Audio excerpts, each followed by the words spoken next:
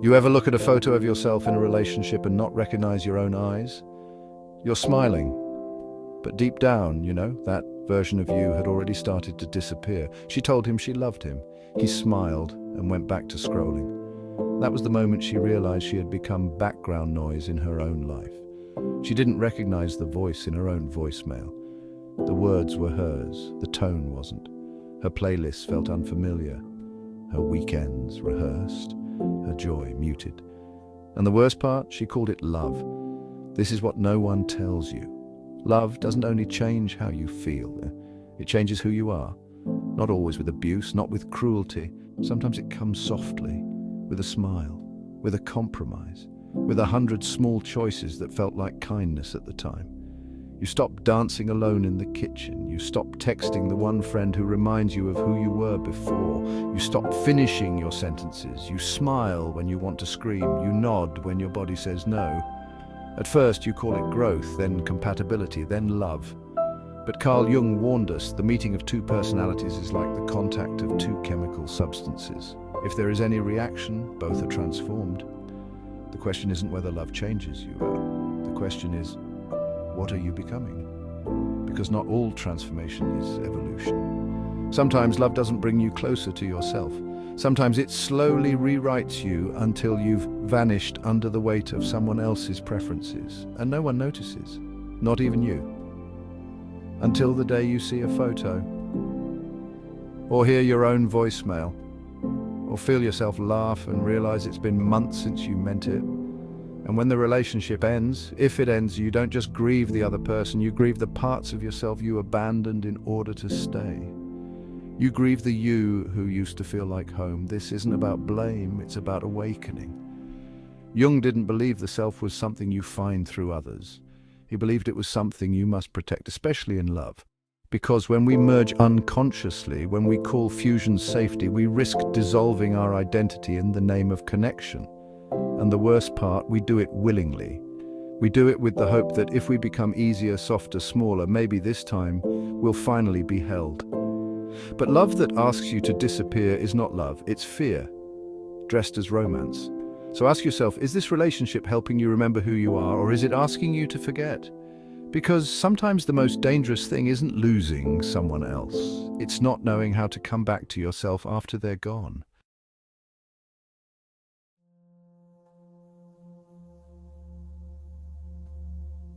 You meet someone, and it feels like magic. Not the cinematic kind, the quiet kind, the familiar kind. Like you've known them in another life. Like they carry the missing piece of a sentence you've been trying to write your whole life. But what if they aren't the missing piece? What if they're a mirror?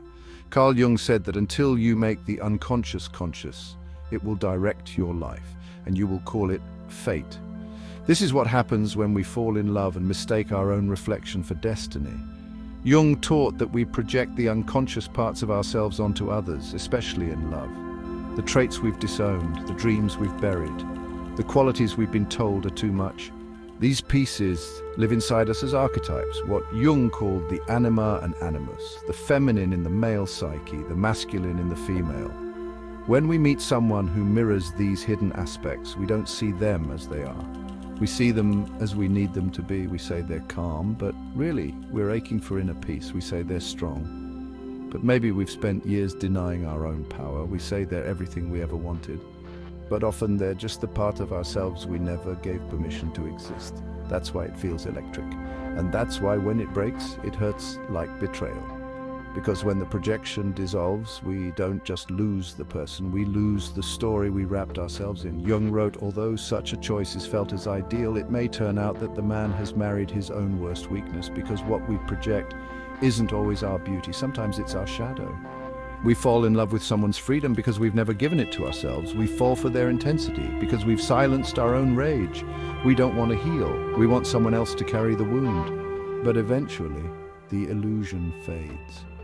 They say something unexpected. They don't show up the way they used to. The mask slips and suddenly the mirror cracks. You feel abandoned, but maybe they didn't leave. Maybe the only thing that left was your projection, and now for the first time you're seeing them as they are. Not as your fantasy, not as your savior, but as a human being with their own wounds, their own walls, their own unmet needs. This is the moment where most people walk away, but it's also the moment where real love can begin. Jung taught that we must withdraw our projections if we ever hope to truly connect, to meet someone not as an extension of ourselves, but as themselves. That kind of love doesn't feel like magic, it feels like work, it feels like honesty, it feels like standing in front of someone and saying, I no longer need you to complete me. I want to meet you, not manage you. I want to love you without needing you to carry my unlived life. That's when the mirror becomes a relationship. That's when the illusion dies and the self begins, not because you found the right person, but because you stopped asking someone else to hold what was always yours to reclaim.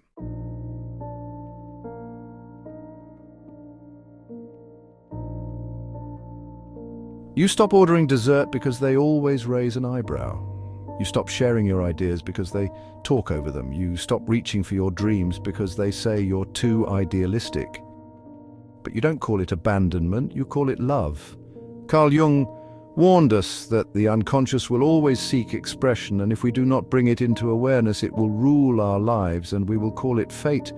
What he didn't need to say is that some of the deepest unconscious patterns emerge not in trauma or tragedy, but in intimacy, especially in the slow surrender of the self in relationships that feel safe, until they don't. Psychologists Arthur and Elaine Aron called it the self-expansion theory. They found that when we fall in love, we begin to include our partner in our sense of identity. We adopt their interests, their routines, their outlook, their world becomes part of ours. And when that inclusion is mutual, respectful, conscious, it's beautiful. But when it's not, it becomes erosion disguised as connection. He used to go for solo hikes. After she called it selfish, he stayed home. She used to paint late into the night. He called it a distraction from real life. She stopped. These moments didn't feel dramatic at the time. They felt reasonable, adult, loving. But years later, the canvas gathers dust. The boots never leave the closet. And the person who once felt alive in their own life now feels like a quiet, supporting character in someone else's. This is the paradox Jung exposed, the danger of unconscious fusion, that we don't just project our unlived selves onto others. We slowly edit our identity in their presence to avoid confrontation, rejection, or distance. We stop becoming, we start bargaining. We tell ourselves, if I shrink just a little more, maybe this love will last longer. But Jung's path of individuation, the lifelong journey to become whole, requires the opposite. It demands that you stay awake inside your relationships, that you notice when your truth is getting quieter, that you remember when you stopped asking questions, when you stopped making noise, when you stopped showing up fully because you didn't want to be too much, too intense, too inconvenient. Ask yourself, do I still recognize the sound of my own voice? Do I still know what excites me, scares me, drives me? Or have I outsourced my identity in the name of peace? Some people think love is found in the merging, but Jung would argue that it's found in the meeting when two complete selves choose to stand next to each other without disappearing into each other. The right love doesn't erase the boundary, it reveres it. And if you've forgotten your outline, if your edges feel blurry, maybe it's time to step back and ask, is this connection expanding me or is it absorbing me? Because the truth is, the cost of being chosen should never be the loss of being whole. And if you're paying that price, no matter how gently, it's time to stop calling it love.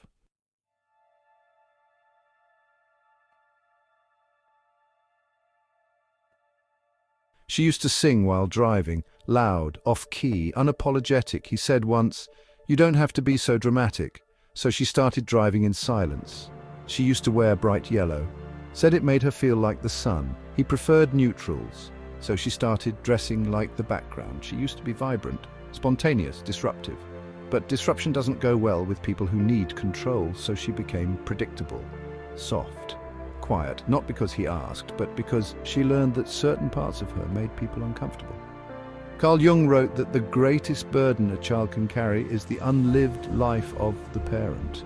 But what he implied, and what often goes unspoken, is that many adults still carry this burden into every relationship, and if we're not careful, we start shaping ourselves around what makes others feel safe, even when it makes us disappear.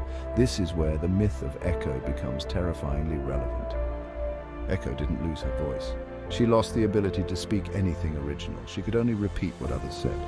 When she fell in love with Narcissus, a man obsessed with his own reflection, she echoed everything he needed to hear. She became a mirror, a background melody, and in doing so she vanished. Only her voice remained, and even that wasn't really hers anymore. You don't have to live in a myth to feel that kind of fading. You just have to find yourself saying, it's fine when it's not. You just have to smile while your body screams. You just have to stop bringing your full self into the room because you've learned that love is quieter when you're smaller. But that's not love, that's performance, that's survival strategy wrapped in romance. And it's killing something sacred.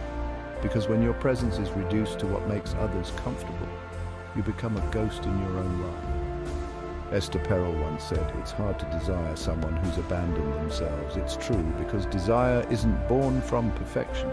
It's born from aliveness, from autonomy, from the unapologetic declaration, this is who I am, and I'm not going to whisper it just to be easier to love. So if your relationships feel numb, if your days feel silent, if your sense of self has become polite and muted, ask yourself, when did I stop expressing myself? When did I start editing?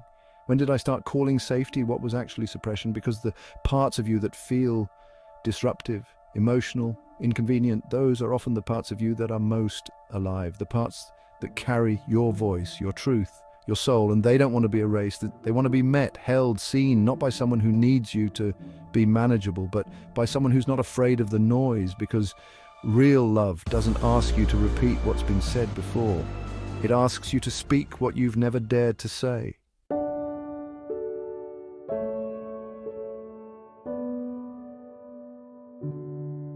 She gave up writing for years, not because anyone told her to, but because every time she shared something, he'd smile like it was cute, like it was a hobby, a phase, something she'd outgrow, so she outgrew it. She stopped writing, and when the relationship ended, she didn't cry for him. She cried for the voice she'd left behind. The first line she wrote after he left was, I forgot how to speak in my own language. Carl Jung said, the privilege of a lifetime is to become who you truly are. But what he left unsaid, what we discover only through pain, is that this privilege often costs everything that isn't you, and no space reveals what isn't you faster than love, because love exposes what performance conceals. You can impress from a distance, but you can only be loved up close, and up close is where your defenses start to tremble. Up close is where your habits start to fracture. Up close is where the parts of you that have never known safety begin to hope and panic. That's why intimacy isn't just beautiful, it's disorienting. Because being seen doesn't just light you up, it burns, like the Velveteen Rabbit. He asked the skin horse, does it hurt to become real? And the horse answered, sometimes. Because becoming real means shedding everything that was built for approval. It means releasing the armor that made you likable but never known. It means stepping into a version of yourself that can no longer be defined by how well you fit into someone else's expectations. Real love doesn't demand perfection, it demands presence. It doesn't reward silence, it listens for your truth. But here's the paradox. Some of us crave that kind of love and also fear it. We want to be seen, but we don't know how to be seen and stay. Because being seen means being vulnerable. Being seen means being willing to show the parts of ourselves we've spent years burying in politeness. And that's the sacred edge. That's where the self meets the risk. Jung called this integration, the reclaiming of all we've disowned. And in relationship, it looks like this. Your partner touches a part of you you've long rejected. You feel exposed. Your impulse is to protect, retreat, perform. But what if instead you stayed? What if you let them see it? What if you let yourself see it? Because this is the moment that love becomes more than compatibility. This is where love becomes transformation. Rollo May wrote, to love means to open ourselves to the negative as well as the positive, to grief, to disappointment, to the shaking that happens when you stop hiding and stand naked in your truth. Not everyone can hold that kind of love, not everyone should, but you can. You can hold it for yourself. You can become the space you used to beg others to make. You can stop asking for permission to be whole. Erich Fromm called it the paradox of mature love. Two beings become one and yet remain two. That's the path of wholeness, not fusion, integration, not fading into someone else, but becoming so deeply yourself that when you're loved, it doesn't feel like a miracle, it feels like recognition. So if you're cracking open right now, don't run, don't call it failure. That fracture might be the moment the mask finally breaks and the self steps forward. Not for approval, but for truth, for wholeness, for real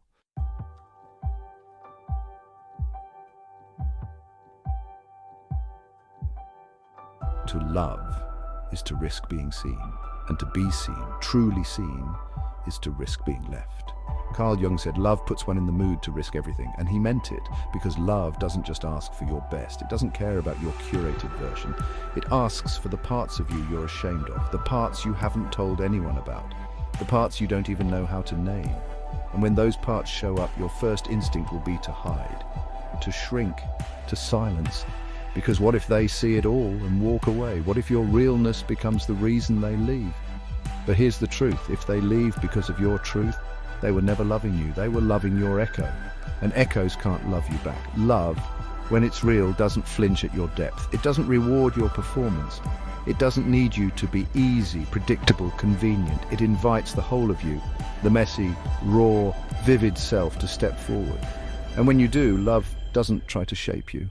It stays. It stands with you. It grows with you. Jung believed that when two conscious individuals come together, not to complete one another, but to witness each other, the result is not fusion, but transformation. And that transformation is a sacred risk, because most people don't fall in love with each other. They fall in love with their projections. They fall in love with the idea, with the mirror, with the version of you that reflects the thing they most crave. But mirrors shatter, and when the image dissolves, the truth is all that's left. That's where most relationships end. But that's also where real love begins, when the projection is withdrawn and the self is finally met, not as an ideal, but as a living, breathing, breakable truth. That's when the sculpting begins, not sculpting as control, but as revelation, the Michelangelo effect. The idea that when someone loves you rightly, they don't mold you into their version of beauty.